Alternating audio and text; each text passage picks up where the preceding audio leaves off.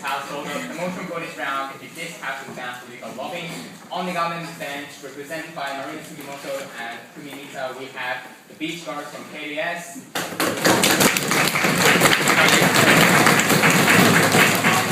Then, represented by Hitomi Takai and Hisono Ogawa, we have H&F from ICU. As an adjudicator, we have Masunori Hayashi from Waseda University, Shintaro Okawa from University of Tokyo, Noritaka Kon from Mitsubishi University, Tomoe Yanaga from Mitsubishi University, Tomoe Sakurai from University of Tokyo, Motoki Kobayashi from Seiki University, and I, Kunifu-san from University of Tokyo. Yeah. So without further ado, now let's go on. Prime Minister, speak for the motion in time.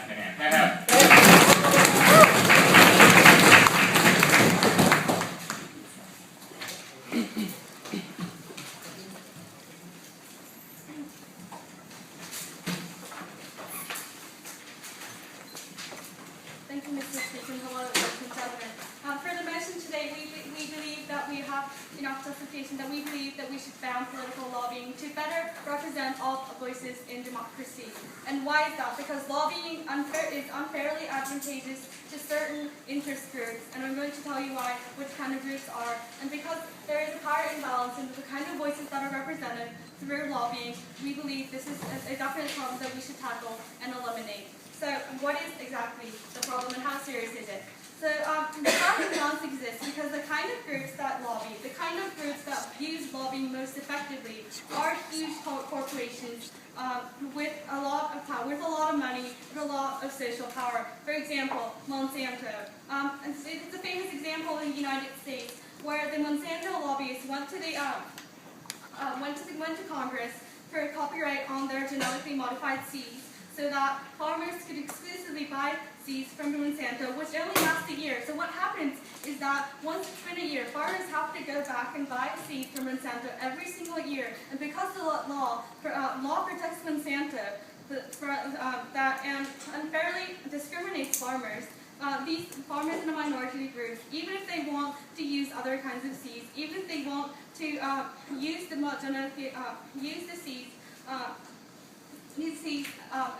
every year, they cannot do so because Monsanto influenced political representatives so that the farmers can only buy from Monsanto. This we see is a serious problem, serious discrimination caused because lobbyists who have that power, lobbyists who use this method effectively, are passing laws to benefit their own interests and influencing decisions.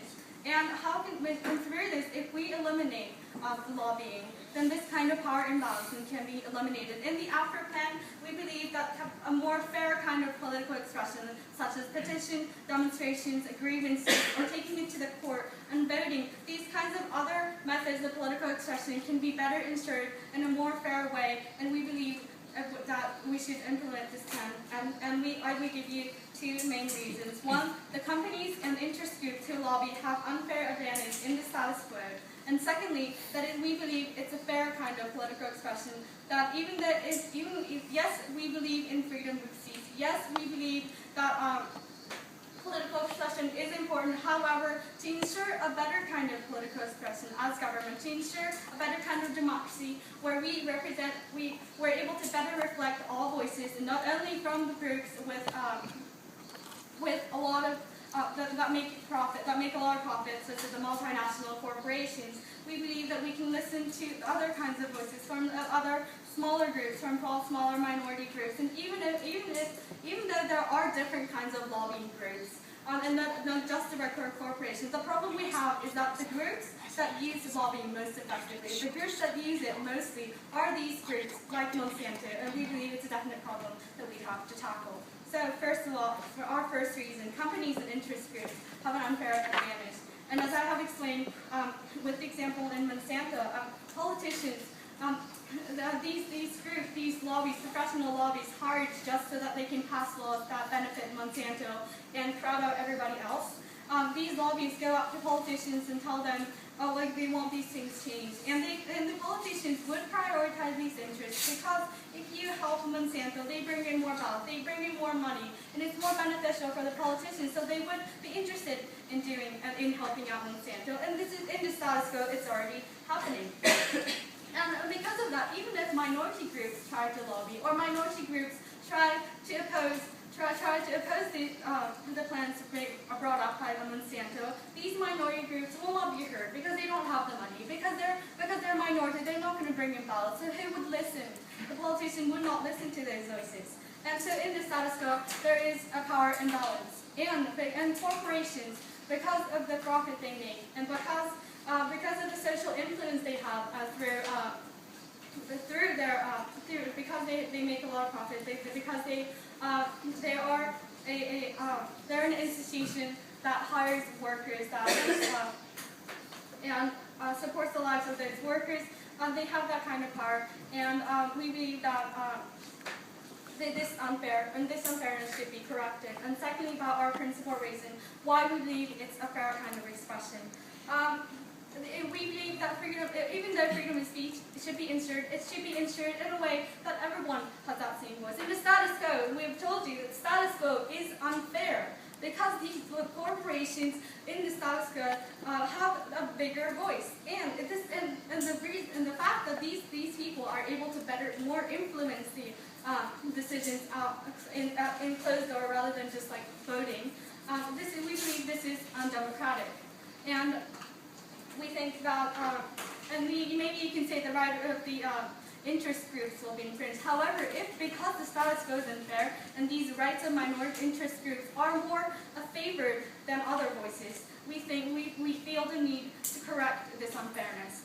And by protecting that fair political expression, minority voices will be better represented, because if this overwhelming power of lobbying that overrides other status quo methods is gone, then the other kinds of fair political expressions like petition demonstrations, the examples I have given, these people can, for example, farmers can petition that they want a new law. And Monsanto, these big companies will have to do the same. You have to use the same methods that won't be affected as much as lobbying by money and social power that they have. And if these status quo methods are better used, we believe that we're able to better protect that kind of fair political expression. And we believe that when we think about the fairness, it's not necessarily that you have the same one vote, or that that you have fairness in form that everyone has the right to lobby. Yes, it's written on paper, but what's happening in reality that we want to focus, the problem we want to focus on is that only certain groups do lobbying. That lobbying is not really open to everybody, because if you want to use lobbying and actually make changes through lobbying, then you need that money, you need that power. And in the case of Monsanto, shows that, and we're proud to propose this plan. Thank you.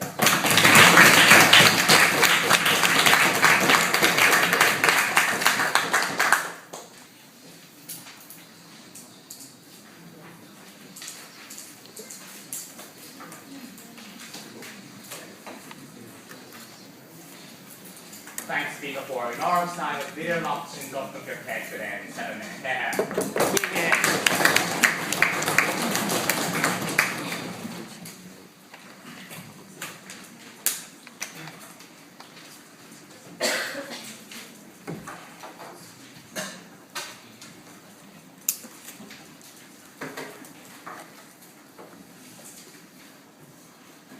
So, Mr. Speaker, we live in the democratic country, so we say that reflection of the voice of the all citizens is very important, right? We admit that, but we say even if we stop the lobbying, then what's going to happen is that the politician could not listen to the minorities' voices as well, right?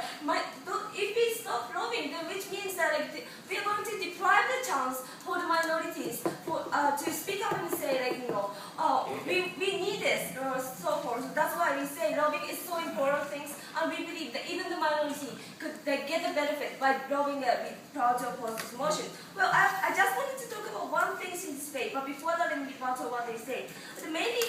What mainly the government side say was this: because the lobbying is is in power imbalance, the company who has so much influence could only be listened by the politicians. politicians. So this is the problem. But we say, if you see under the status quo, there are many policies for the minorities. There are many policies for the poor people, right? So which prove that, like, you know, politicians listen to the minorities' voices as well. So that we say, like, this is under the status quo. There's no problem for that. And they say, like, they gave us the example about Monsanto or something. I cannot pronounce it, but like, you know.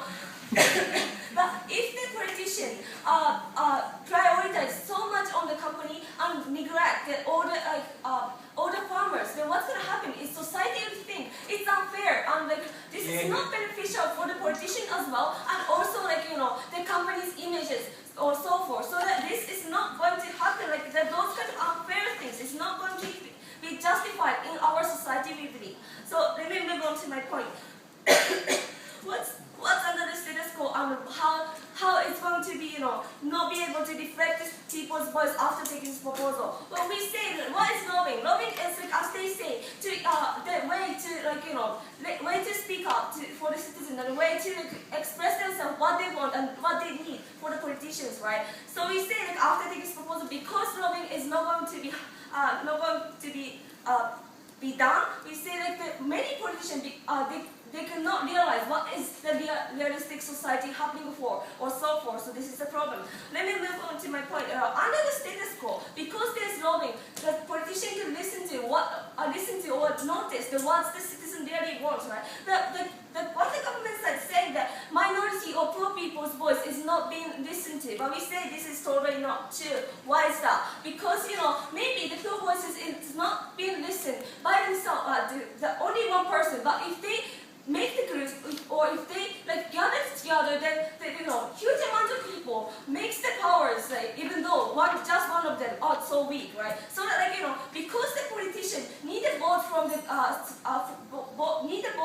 citizens, or because the politician need the support from the like huge amount of citizens, you know, even though they don't have any money, or even though they have less money, there's incentive to listen to what they are saying. And we say, like, because, like, if they make the, like, huge amount of group, then what can they is that maybe they can, you know, put the tiny money for, like, everyone, and it will become the huge money or so forth. So we say under the status quo, you know, maybe that, like, it's harder for the poor people to gather so much money or to gather, but like we say, like, there are like minority people having power for that, so it's not the problem.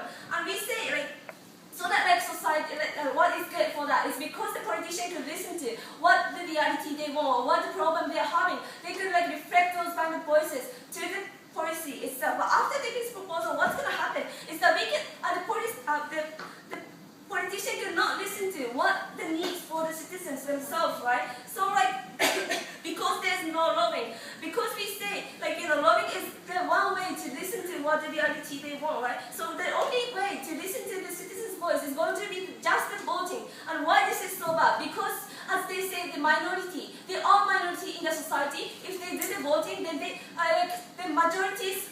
The politician who majority support is going to be voted, right? So that, like, only the reflection of the, like, what the majority wants is going to be reflected on the policy, and those kind of minority who really wanted to be listened to from the politician is not going to be listened. So this is the problem, right? And we say, like,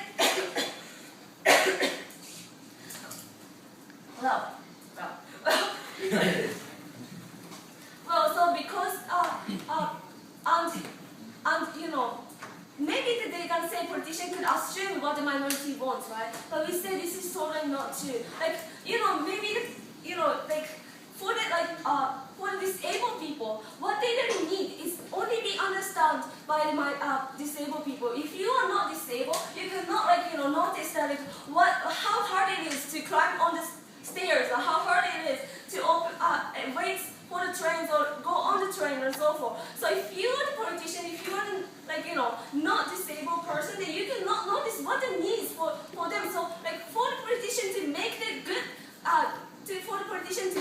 good policies, they need to listen to the real voice the minority is having. Yes. If you want to know what the citizens actually want, why not opinion polls or surveys to know what the politicians do? Okay, survey does not tell you exactly what they want, right? The real voices only could reflect on the people's only could reflect like real voices for the citizens themselves. Like if they do the survey and say like 90% want to drink more Coke and 40% don't want to drink more Coke, but you cannot say like what exactly reason they want to drink Coke, right? So why this is so important to not drink Coke? Why this is so important to reflect the citizens' voice, reflect the minorities' voices is because we live in a democratic country. In a democratic country, what should we prioritize is the people's voice, citizens' voice, and so forth. So we say lobbying is the way to listen to what the reality the citizen want, what the citizen is like willing to, what the citizen is demanding for the politician themselves. We say we should never ever deprive those final chances to speak up and say what they want. That's what we beg to oppose.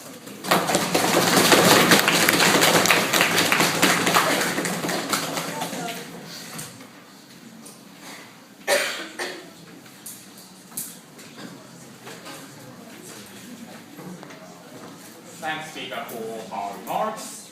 Now I'm invite member comments. Continue to present 7 minutes. Thank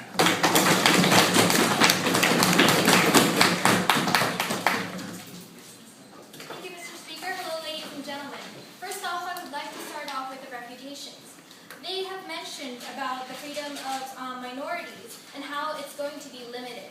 But I would just like to say that this is not so. Because first off, minorities do not have the power. They don't have enough money, they don't have enough people, and they don't have enough publicity to go to the politicians. So therefore, minorities' opinions aren't reflected in our policy making as of now. So their point does not stand. And about the power imbalance, they said that it wouldn't be a problem for the minorities because even if irrational decisions are made by the government, the society will listen, and if they find anything wrong with it, then the law will be taken down. But we can see that it is not so, because what my partner had mentioned about Monsanto still exists. Farmers are still buying seeds from Monsanto, and if anyone could see that it was an irrational decision, it would have been stopped a long time ago. Sorry, not now.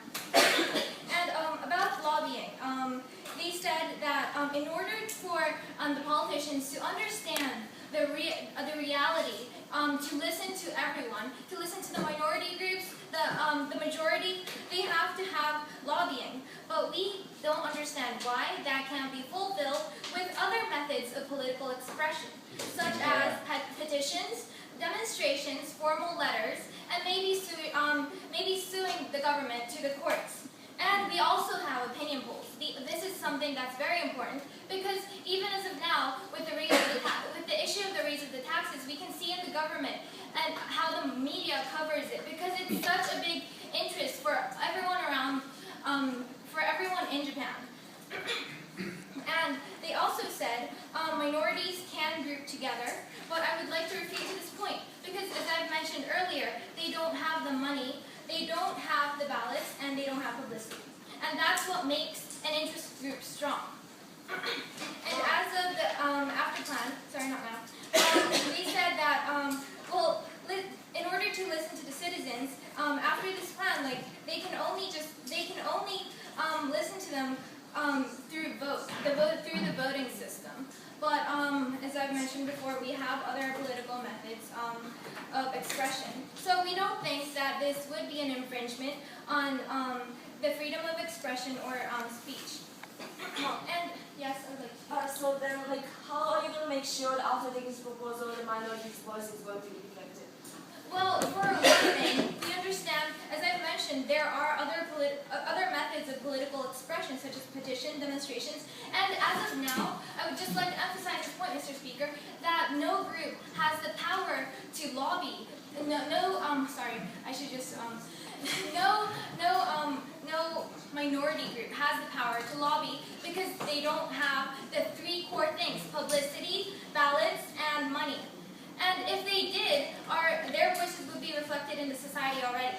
And this isn't something that just concerns the minority groups. It's something that affects us as the entire society, because even now we can see TPP. Some politicians are opposed to the pact that might be taken because, well, first off, if there is more imports from other countries, if there are more like vegetables from other countries that can be provided for a cheaper price in supermarkets, we know that the citizens will buy that instead of buying vegetables that were made within the government.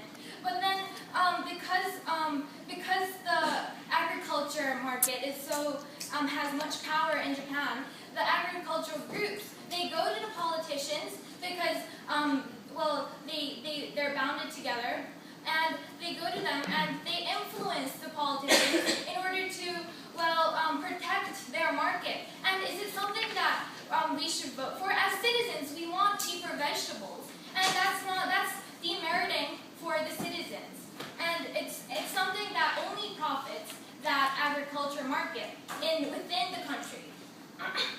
And we would just like to say that it's undemocratic because, moving on to main points, we would just like to say that it's undemocratic because only certain interest groups have that power to influence the policy making we have in our government today.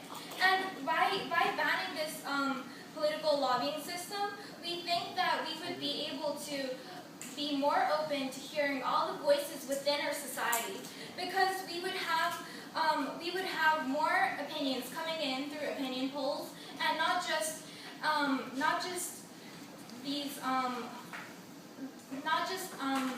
be influenced by these interest groups that come in privately and talk to the politicians. And we know that that's something. And again, I would like to emphasize the point that when the interest groups come to a politician, they usually come in order to make change in the policy-making system, and they usually try to make it more beneficial for them. And by them, I mean a certain group in the society. It doesn't benefit the whole. So in order to have good policy making within this country, we know that we have to ban it, because we want to utilize and maximize the potential of the lawmaking system we have in our government, which would be beneficial for the entire society and not just one certain group that has the benefit of having more money, more power because of the people that they have behind them and the supporters.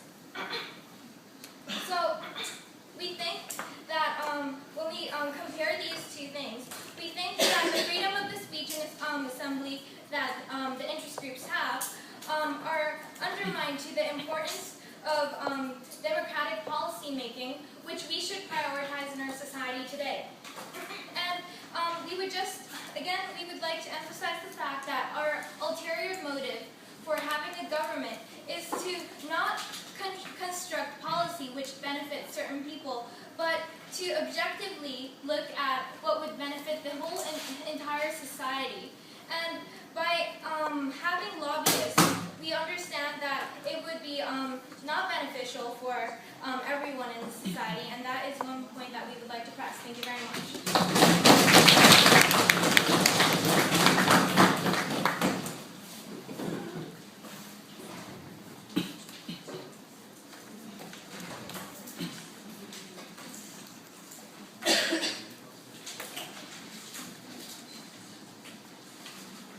Thanks, speaker, for all remarks. Now I invite member blocks to continue back to the 7 and 10.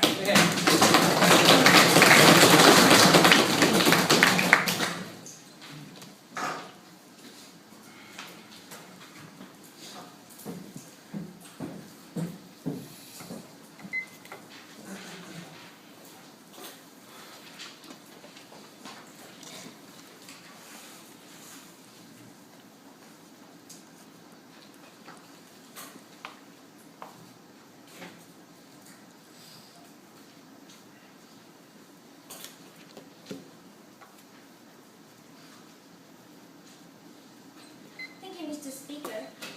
Our government sides keeping saying that the certain amount of the people have a strong power to the politics, and that is why the minorities' opinion would not be reflected at all. And we now those kind of problem. We now face this kind of problem. But in the first place, we don't think that there is so serious problem because if we assume that the minorities, like the handicapped people or poor people's opinion will not be reflected at all under the status quo. There will be no public assistance for the poor people, and there will be more and more barrier-free building for the handicapped people. And since we think that even though they are in a minority in the society, their opinion are reflected under the status quo. And so we think that there is no problem. Rather, we strongly believe that if we take this motion, since the poor people or handicapped people, those kind of minority cannot reflect their opinion because there will be individual voting, right, after taking this proposal. And the government side failed to explain how those kind of minority people are going to be reflected, right? So we proudly propose, we proudly propose this motion. And as the member of the opposition, I'd like to talk about how the politicians decide what to do. And under the status quo and after taking this proposal, before let me rebuttal what the previous speaker has said. I have 3 responses to the government side. Firstly, they keep saying that Monsanto, they showed the example of Monsanto, but they only have one example in the first place. And also, as I said, if minority are totally ignored under the status quo, there should not be the public assistance for the poor people or the more barrier-free building for the handicapped people. And that means their opinion, even though they are a minority in the society, their opinion are reflected on the status quo. Why? Because they have an organization and they can gather money and they can gather support from the other citizens and they can spread their opinion, right? That is why they can reflect the opinion under the status quo. So we don't think there is a problem. And secondly, they said that it's okay to have a petition for the minority after taking this proposal. But in the first place, we don't think that petition is totally different from the lobbying. And the reason why the minorities are reflecting their opinion to the society is that even though they are minority and even though they have a little money, they can work for together, and that is why they can make money. That is why those kind of policies for the minorities are standing right now. So, and also they showed us the example of the agriculture industry, and they said that that's a problem because the people in the agriculture industry are saying that we do not want to raise the price of vegetables, and we say that in that case, the agriculture industry, the people who are working for agriculture industry are minority, because the majority of people want the cheap vegetables, right? And that means that if we take this motion, this is the way to reflect the opinion would be the individual voting, and if the majority of the citizens say that we want cheap vegetables, that would be this policy, because the minority's opinion would not be reflected at all, because they are losing in the number, right? So we don't think, so that is why we project, of course. And let me move on to my new point about how politicians decide what to do under the status quo and after the proposal. And under the status quo, there is many kinds of people who are rich, who are in middle class, and who are poor, and who have handicapped, or there is people who are handicapped or not. And for the politicians in the first place, it's quite impossible for them to listen to individual voices from each citizen, right? That is why and also, since there is so many people in that country, they tend to listen to what the majority people are saying, right? And so that is why it is quite difficult for the individuals to reflect their own opinion by themselves. So that is why we need to make an organization to gather money to get more and more support from the society, right?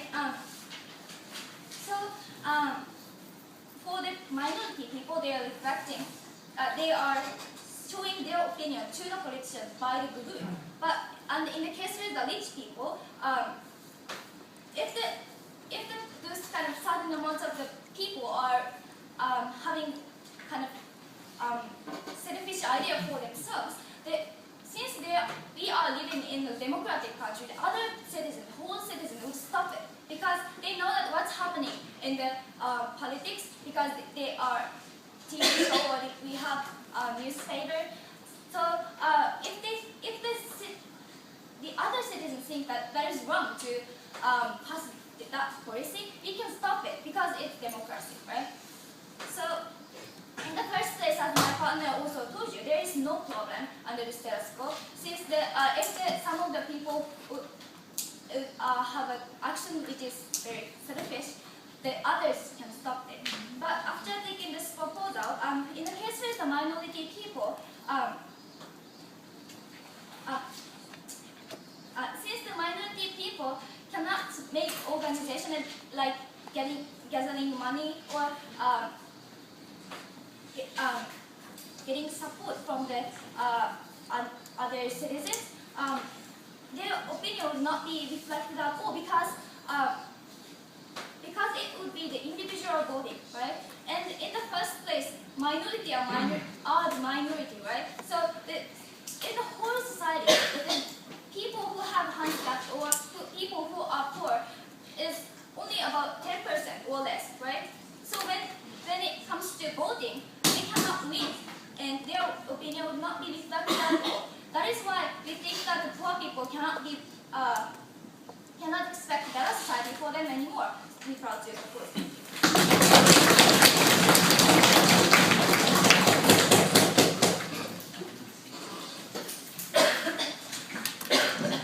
Thanks, Speaker, for remarks. Now I invite leader and opposition to conclude their case again from the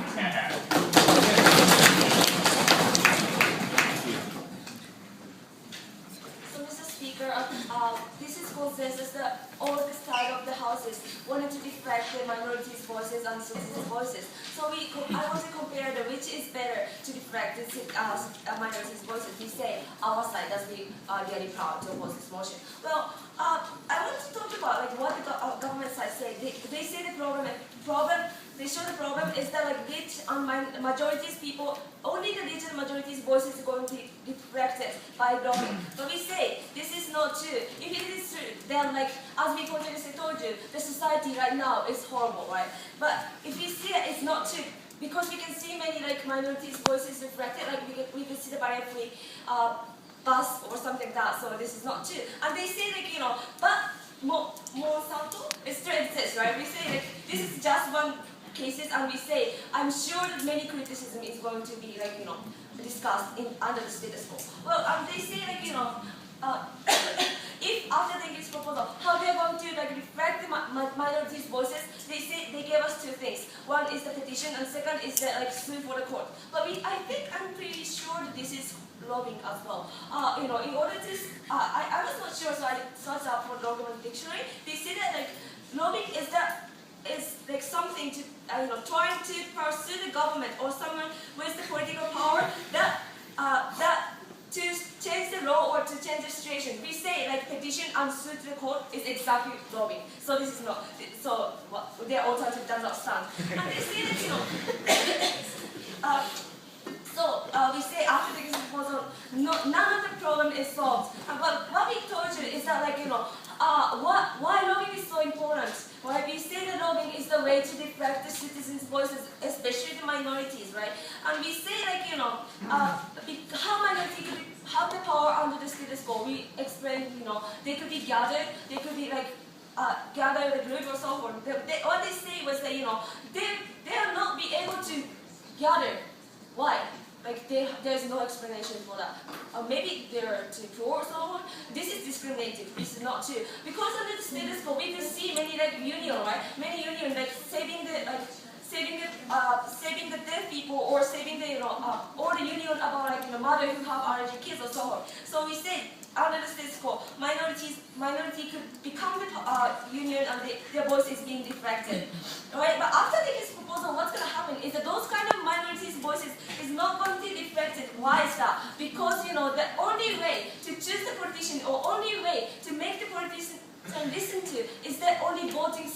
right? So like since my partner exactly explained, like, because those kind of people are minority, then like there are less votes for the politicians who are supporting the minority people than the people who are supporting the majority people, right? So like as a case, this is not the voting just represent the majority's voices. And secondly, we say like maybe they could assume it, but this is not the real voice that we want. So we say what the lobbying is needed is because we need to listen to the real voices from the society. Because we say voting is sometimes not fair, so that we made the lobbying system to reflect this minority's voices, right? So at the end of the day, if we take this proposal, what's going to happen is that there is going to be the society which will only reflect the majority's voices and minorities people's voices or needs or demand is going to be oppressed. And we believe we don't live in those kind of society. That's why we beg to oppose it.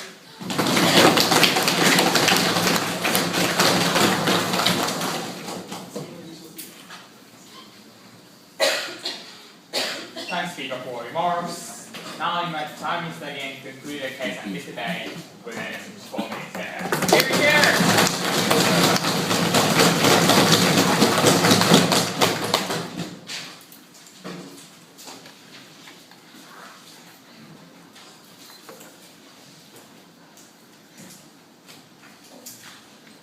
Thank you, Mr. Speaker. Hello, ladies and gentlemen. So before going on, I'd like to clarify, as we have been consistently saying, what exactly is lobbying? What is it doing to society? The opposition had a very vague idea of what it is. They said it's an opinion poll at one time. They said it's suing. They said it's petitioning, helping politicians decide what to do. What is lobbying? We've been specific from the beginning. It's a closer way to influence policy making, and the interest groups do it through using ballots, financial support, and publicity. They try to influence policies in a certain way. And yes, there are policies for minorities. Yes, they do exist, but not through lobbying. Give me an example. They have not done so. We have given you one example. So I have 2 cross points. One, are minority groups actually listened to in the status quo? And secondly, what kind of voices, how would voices be represented compared to the status quo and in the after plan? Firstly, are minority groups listened to? We have given to you the kind of groups that use lobbying most effectively. The big corporations, these kinds of, for politicians have an incentive to listen to these people because they bring in more ballots, money, and publicity, and because of that. And for the minorities groups, these politicians have no incentive, and because of that, and the opposition says something about company image would go down, so they wouldn't do that. And Monsanto is doing very well financially; they're thriving actually, and so their point does not really stand. There is no engagement from that side about whether minority groups are actually listened to when we've given the examples, and the reasons they gave are irrelevant. And they said that if you gather donations from the minority groups, then they can get enough money to make the politicians listen. But compared to a multinational corporation like Monsanto and small groups of maybe 100 people trying to donate $1 to each person, the imbalance is obvious, and their point really does not stand. It's unrealistic too. And they said that we can stop these policies from being made, but how?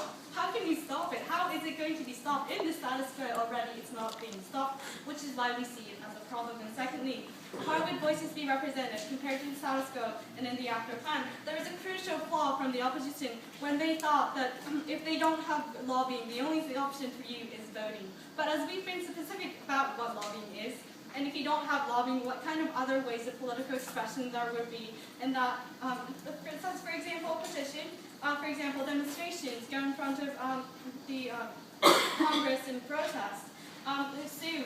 These other methods do exist for citizens to express their voices, and we've already said that these kinds of methods more fairly reflect the voices of each citizen rather than lobbying, which is done by money and ballots, and it's unfair. It's obviously unfair, and we've given to you that, as in the case of Monsanto, that they've really gotten it wrong because they made the dichotomy too simple, too extreme, and it's totally unrealistic. And we have given to you in the after plan that these other methods more fairly allow for free speech. that will actually be reflected in politics. This is the kind of politics that we want to see. This is the kind of political representation we want to see from all citizens. The opposition also said that we have a consensus to reflect minority voices. No, I don't think so.